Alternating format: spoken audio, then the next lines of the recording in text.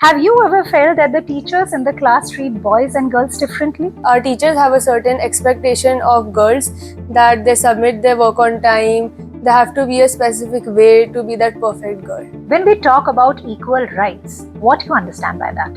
Equal rights, it means that when you treat both of the genders, boy and girl, What's the most unfair rule at school or at home? Kiara, do you think that girls are funnier, smarter, or braver than boys? One of the boys casually said that football is not for you and you should go back and work in the kitchen. So, Anya, as a teenager, do you feel the pressure to fit in? I think a lot of girls do feel the pressure to fit in, to dress a certain way, to look a certain way. So it's more important to be real than to be perfect all the time. So, what we say that perfection is a myth. Hi, everyone. Welcome to another episode of Unmute Yourself. The topic that we are going to discuss today is really close to our hearts, and that is, do girls really get equal rights? Joining us today are three incredible voices aged 10, 13, and 17, and they are going to tell us that the perspective changes age-wise. Be it the school classroom, the playground, or the dinner table conversations we have, their perspective is totally different. Three voices, three different age gaps, but one powerful message. If they are able to notice this gap in gender equality, then it's high time that we as adults take notice of it. Let's get started with the same. Meet Shanaira, our youngest guest today. She's just 10, but don't let her age fool you.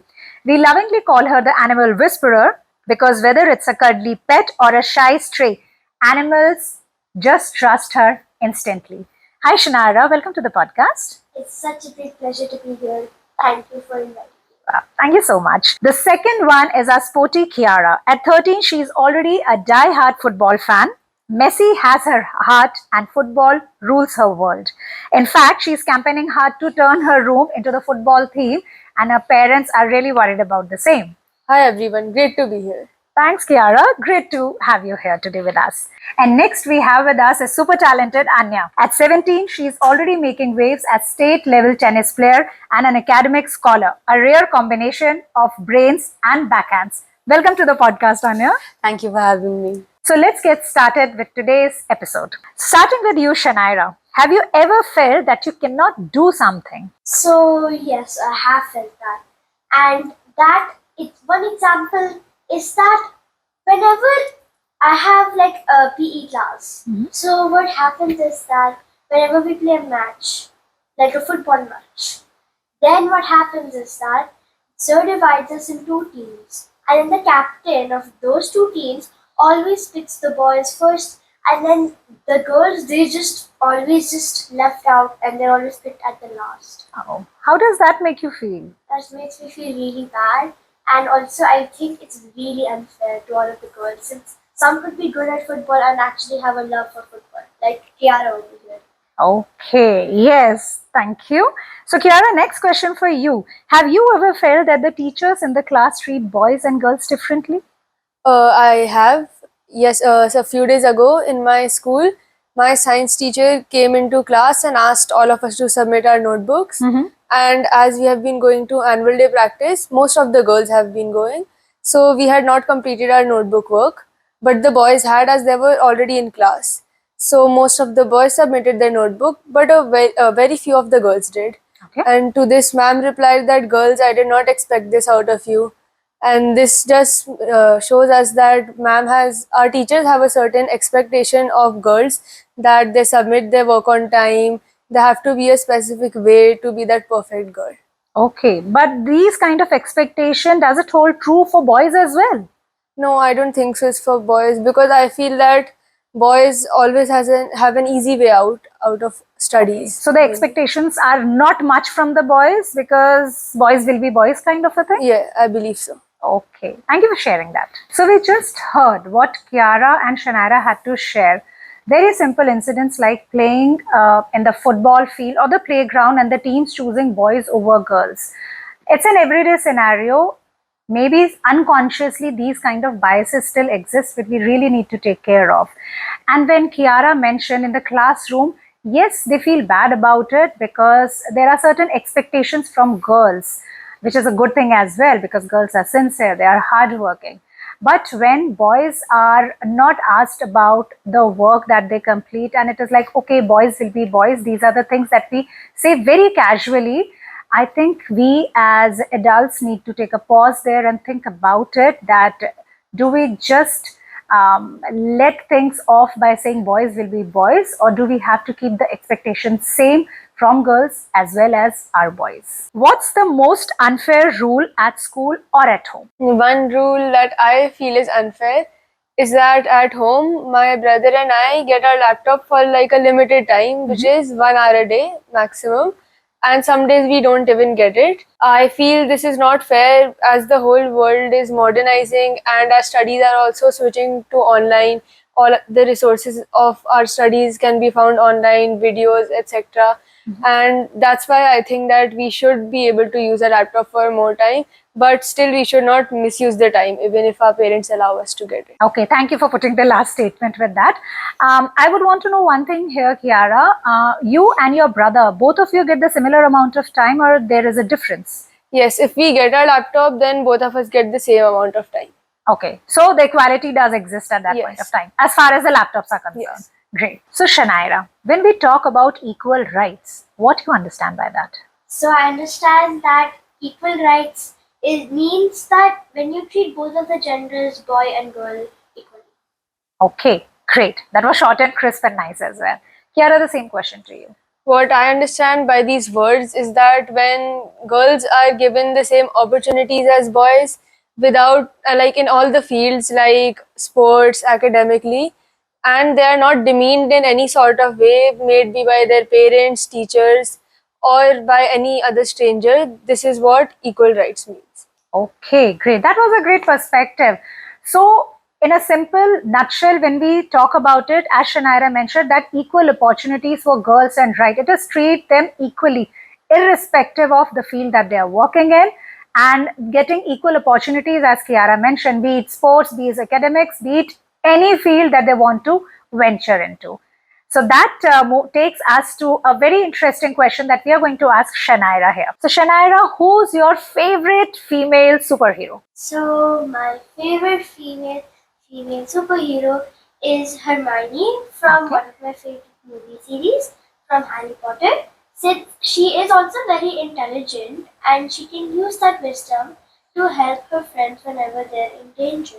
And also one more thing is that whenever she's in trouble or her friends are in trouble, she's always there for her friends to comfort them and to rescue them. Wow. So Hermione is it. Great. Kiara, do you think that girls are funnier, smarter, or braver than boys? I feel girls are smarter than boys as when it comes to achieving a specific goal in studies, girls are more determined towards it and do not like get distracted very easily, unlike boys who do not focus on one thing specifically. Oh my God. So here we see that girls themselves are saying that girls are more sincere and more determined if they want to achieve anything, be it sports, be it studies, and boys are more distracted. So I guess boys, you really have to pull up your socks here and get on competition with the girls out here. So Shanaira, one question to you. Whether at home, at your school, or in the society, girls are often overlooked. Has it ever happened with you? So luckily it hasn't happened to me, but I have seen that it does happen with the help Didi, which is at my house. So basically what happens is that she has brothers and she didn't get the chance to get privileged or learn. But those brothers are getting chance, and what she's doing is she's just getting money and sending it to her home. Okay, so that's quite deep. All the helps at our home, they usually have studied till grade 8th or grade 9th, if they are lucky. They send money back home, and when we ask them, they have their brothers at home who are actually studying. So nobody asked these girls. It was just expected that, okay, 8th and 9th is done. That's enough. Now they can start working. So that is a different strata of society that we need to focus on when we talk about equality among girls and boys. Same question to you, Kiara.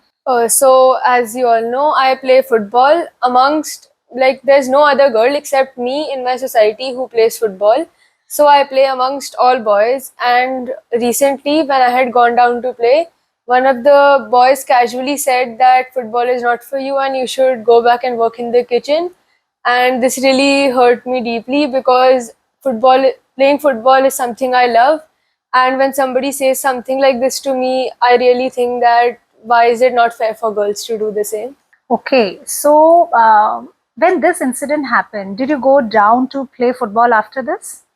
After this, my exams have also been going on, but this situation also like demotivated me to stop playing. So now I have stopped playing football after this. So now will you stop playing football because it's your true love? Do you want to give it up just because one of the boys made a casual remark? I will continue playing, but I will try not to play with those boys as I think playing with them is not a good influence for me. Okay, thank you for sharing that so candidly. So here we have to think about something that we as parents are doing. Yes, we are empowering our girls, but are we passing on the right values to our boys as well? Obviously, the parents intentionally must have not told that boy to make such comments, but he must have seen it somewhere. Maybe at his home or at his friend's place, somewhere he must have seen that the girls or the women in the household were told to go to the kitchen instead. So we need to take a pause and think about how we are behaving in front of our kids, and they just know what we exhibit, how we behave, how we exhibit our values, the values that we want to imbibe in them as well. So Anya, whether at home or at school, have you ever felt that you are being overlooked? I don't think I've ever felt that. I don't really relate to this topic because I think I've always grown up in a household where girls and boys have always been treated equally. So I don't think I've ever felt that I've been overlooked or that my opinions have not been, heard. So I haven't ever faced something where a situation where I've been told that girls aren't equal as boys or that girls can't do something. So frankly speaking, I don't think I have a lot to say for something like this. So I feel like I am truly blessed to have grown up in such a household. That's great. So Shanaira, do you have a best friend? Yes, I do have a best friend, Okay, what's her name? Akira. Akira, that's a beautiful name.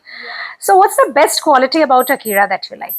So the best quality about Akira is that her humor. So whenever somebody's sad, she can always make that frown upside down with her humor. Wow, that's so beautiful. So Akira, that's a great compliment for you from Shanaira this side. Great. Okay.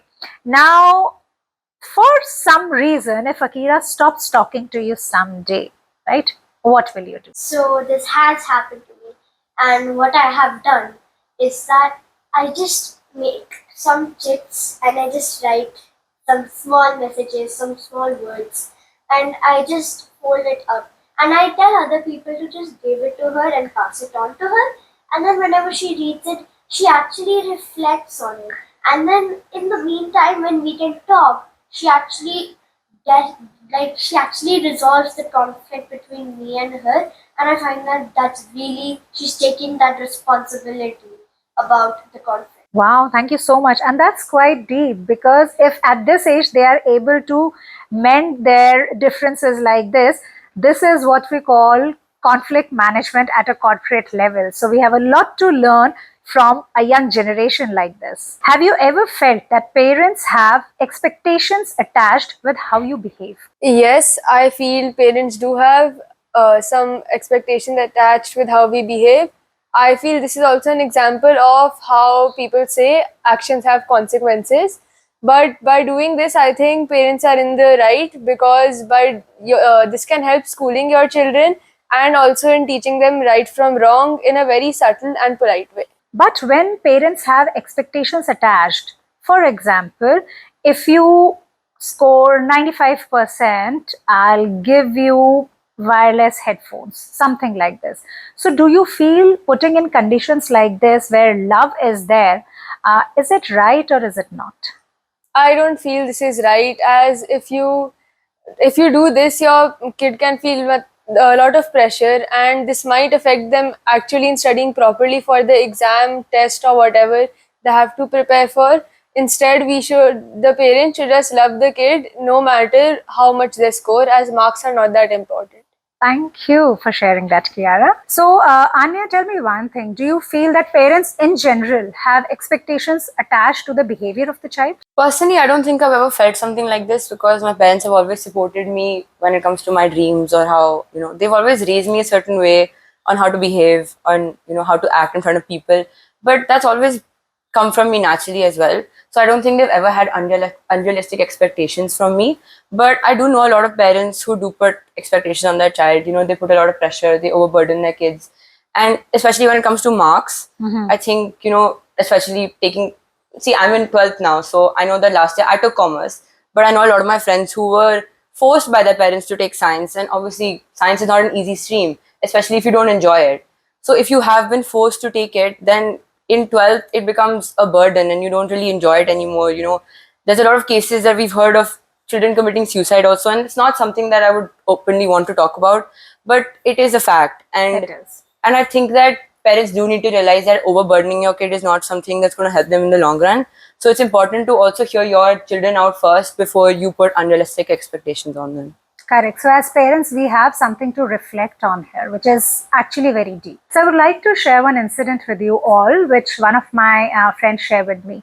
So, she went to the school to pick up her son, who's in grade 10, and she noticed that one of the girls, a 10th grader, while coming out to be picked up, she just went to the girls' room, did her makeup, and then came out just for those 10-15 minutes, and she had to spend that time with her friends. That is the kind of pressure we are talking about, which girls and maybe boys also feel to fit in. So, Kiara, this question is to you. While growing up, since you are 13 now, do you also feel that kind of pressure to fit in? I don't feel any kind of such pressure, but I like to dress up for my own happiness. But this kind of pressure does not really affect me. But I feel some other girls in my class and society do feel this pressure, as I always see them dress up, and they also, the way their facial expressions show that they actually care about what people think about their looks. So, Anya, as a teenager, do you feel the pressure to fit in? Personally, no, I don't. But though it's unfortunate, I think a lot of girls do feel the pressure to fit in, to dress a certain way, to look a certain way. And especially, being teenagers, we are on a lot of social media platforms. So you see your friends posting, you see your classmates posting. And on apps like Instagram, there's a lot of influencers who girls follow. And they post a lot of photos about their lives, and it looks so perfect and so glamorous. And I think a lot of girls constantly compare themselves to that, even though they know it's not real. But the pressure of getting more likes, of getting comments, of getting more followers, it can really get to your head sometimes. And that constant pressure to look put together all the time, to dress a certain way. Exactly. Girls aren't comfortable in their own skin, so I feel like that's something that we really need to reflect on as teenagers, because it's important that you're more real than you are perfect, because perfect is not, it's non-existent. So it's more important to be real than to be perfect all the time. So, what we say that perfection is a myth. It is a myth. It is a myth, right? And social media actually has a big role to play into it, and that is where we have to just take our own call, that where do we draw that line to claim our sanity back. So, Shanaira, if the same question is asked to you, do you feel the pressure to fit in? No, I don't feel the pressure to fit in. I just dress towards the latest trends are saying and towards my icons as a Swift. Okay, that's pretty interesting. So, Kiara, coming back to you. Now, as you told us that you are great at football and you go to the academy as well, so how did you manage to balance playing sports such as football and at the same time getting the scholarship blazer as well? By the way, congratulations for that. Thank you so How much. did you manage to balance that? I made out a schedule for myself, which I try to follow, and this helps me continue and doing my best in studies, as well as being able to play the sport I love, which is football. So, Anya, you being a state level tennis player and at the same time excelling at studies as well, how do you manage to balance the same? Honestly speaking, being an athlete student is not easy. Balancing tennis with my studies can be really mentally and physically draining, and it is. Sometimes, it really gets to me also, how am I going to balance both? And ever since I've come to high school, I'm in 12th now, but from 9th grade, I've been hearing from a lot of people, how are you going to balance both? You're in 9th now, you need to also focus on your studies. But I've always known that I want to become a tennis player, and I have never given up on my studies. I've always known that I want to excel in both, and I've had a strong support system around me. My parents have always been by my side, and more than that, I think I've always had it in me to get up, and even if I'm feeling down, I tell myself that no, I can do it. And there's going to be a million people to pull you down, but even if you have one in your life saying that no, you can do it, that's more than enough, because you have that one person and you always know you have yourself. So I think if you believe in yourself, one can accomplish anything. Wonderful. Thank you, Anya, for sharing that. So coming over to you, Anya, in your generation, now you have all the social media platforms that you are on, be it Snapchat or Instagram. So how cyberbullying is there? Like, have you been a victim of cyberbullying, or what's your take on that? Personally, I don't think I've ever faced cyberbullying, but I know a lot of other people who have, especially with, us being teenagers now in a certain age where we're on a lot of social media platforms, especially Instagram, Snapchat. And one negative comment can really shatter someone's confidence. Mm-hmm. And, it might be minute, could just be one, but it could really affect someone mentally. It could shatter that confidence. It could last for a lifetime. It could cause trauma. And, with being on social media, there's also a lot of pressure to get likes, to get more followers, to get more comments. And that one negative comment for the whole world to see can really affect someone. And everyone has a different way of dealing with it. Some people just block or report that person. Some people go off social media like completely, they go into a little shell of their own. And I think the best way to deal with something like this is to talk about it. Mm-hmm. Maybe you're not comfortable talking about it with a parent or a therapist, but you always have your friends around you. Correct. They're the same age group as you. So they could have gone through the same thing, or even if they haven't, at least they're your support system. So you know that you're not alone. Mm-hmm. And I feel talking about it is really important, because no one deserves to feel targeted on social media. Thank you, Anya. So that's a very valid point that has been put across by Anya, that you need to talk it out. It's not necessary that you just have to talk to your parents. Whoever is your safe space, just talk to them. So Shanaira, who's your favorite female role model? So my favorite female role model has to be Hermione from the Harry Potter series, because she is very intelligent and I would encourage myself to be very intelligent. And second of all, she's always there to help and comfort her friends whenever they're in danger or feel insecure. Okay, so Hermione it is. Great. Kiara? I would generally say it's Messi, but if we have to talk about a female, I would say it would be Aditi Chauhan, who is the Indian women's football team goalkeeper. She is my role model, as she is at a position which I would really love to be in the future, and she is just a very inspiring person for me. So Anya, who's yours? I want to be a tennis player when I grow up. So I'd say when it comes to tennis, Novak Djokovic is definitely my role model. But I'd also say Serena Williams, because she's gone through a lot of challenges when she was young. And she has 23 Grand Slams, which is one of the highest in tennis. So she will always be one of my favorite tennis players and one of my biggest role models. So coming to our last question now to all of you. What would be that one thing that you would want your parents to do which would make you feel more safe and supported? Let's start with you, Shanaira. So one thing which our parents can do to make us more safe and supported is that they can participate more in our activity classes, since we feel safe, since all of our trusted adults or maybe one of our trusted adults are there. And whenever we have a trusted adult around, we always feel safe around. Thank us you. parents. Thank you, Shanaira. Yes, Kiara. I feel safe when my parents or anyone in my family comes to watch my football matches, may it be in my society or academy, and this makes me feel happy and more motivated and determined to give it my all. Thank you, Kiara. Yes, Anya. Being an athlete student, balancing tennis and studies is not always easy. And I think something parents can do to make it a little easier for me is that they can appreciate efforts and not always results, because to reach a result, it takes a lot of practice, it takes a lot of efforts, and I think sometimes efforts are not always appreciated just as much as results are. So I think that's something that. Thank you so much to all of you for sharing that. And that's something that we parents have to really think about.